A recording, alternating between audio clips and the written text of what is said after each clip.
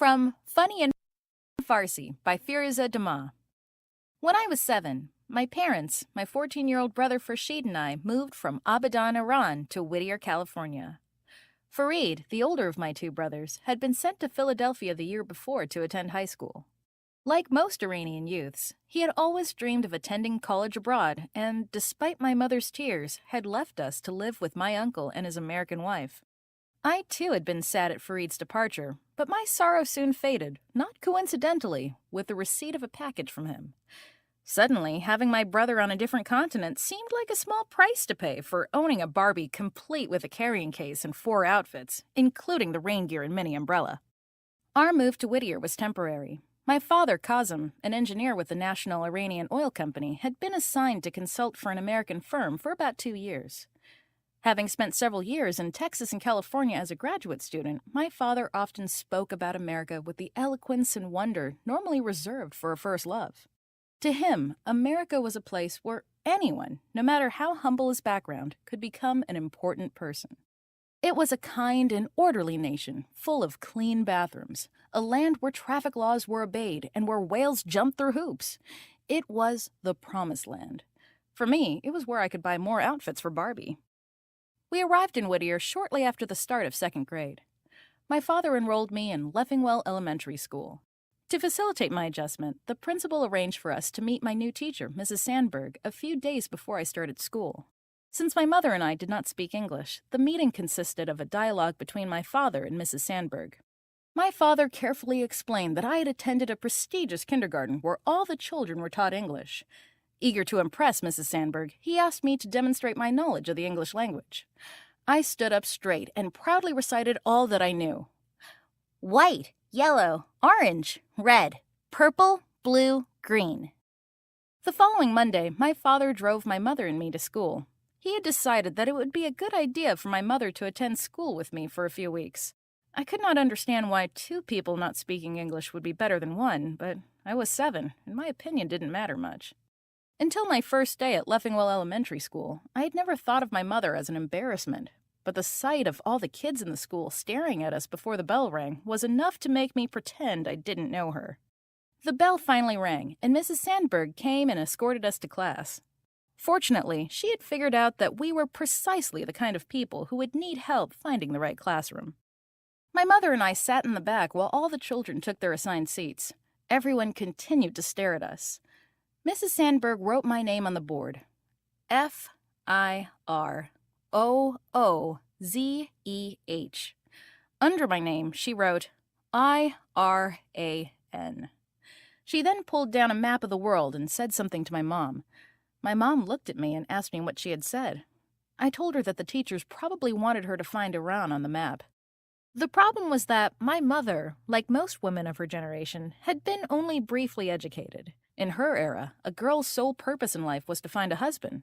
Having an education ranked far below more desirable attributes, such as the ability to serve tea or prepare baklava. Before her marriage, my mother Nazira had dreamed of becoming a midwife. Her father, a fairly progressive man, had even refused the 2 earlier suitors who had come for her so that his daughter could pursue her dream.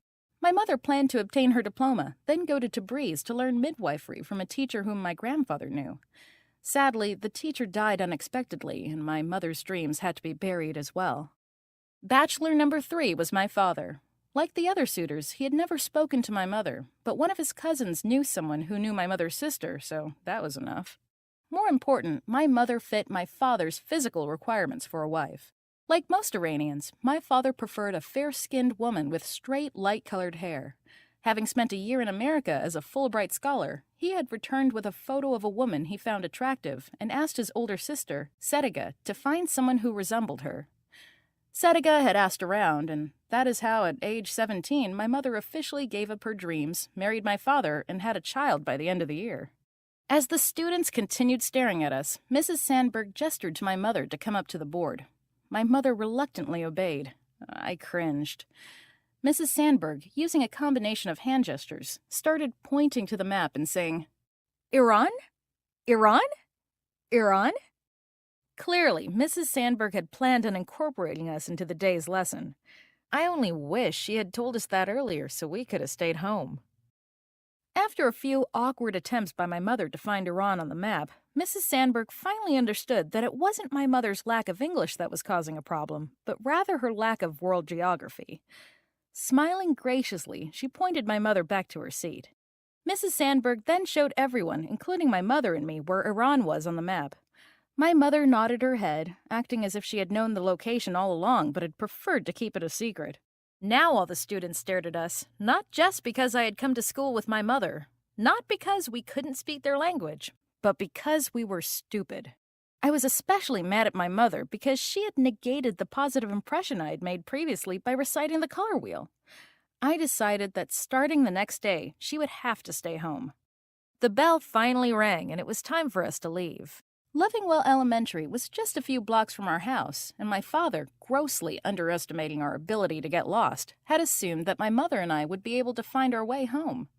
She and I wandered aimlessly, perhaps hoping for a shooting star or a talking animal to help guide us back. None of the streets or houses looked familiar. As we stood pondering our predicament, an enthusiastic young girl came leaping out of her house and said something. Unable to understand her, we did what we had done all day. We smiled. The girl's mother joined us, then gestured for us to follow her inside. I assumed that the girl, who appeared to be the same age as I, was a student at Lovingwell Elementary. Having us inside her house was probably akin to having the circus make a personal visit. Her mother handed us a telephone, and my mother, who had thankfully memorized my father's work number, called him and explained her situation. My father then spoke to the American woman and gave her our address. This kind stranger agreed to take us back to our house. Perhaps fearing that we might show up at their doorstep again, the woman and her daughter walked us all the way to our front porch and even helped my mother unlock the unfamiliar door. After making one last futile attempt at communication, they waved goodbye. Unable to thank them in words, we smiled even more broadly. After spending an entire day in America, surrounded by Americans, I realized that my father's description of America had been correct. The bathrooms were clean, and the people were very, very kind.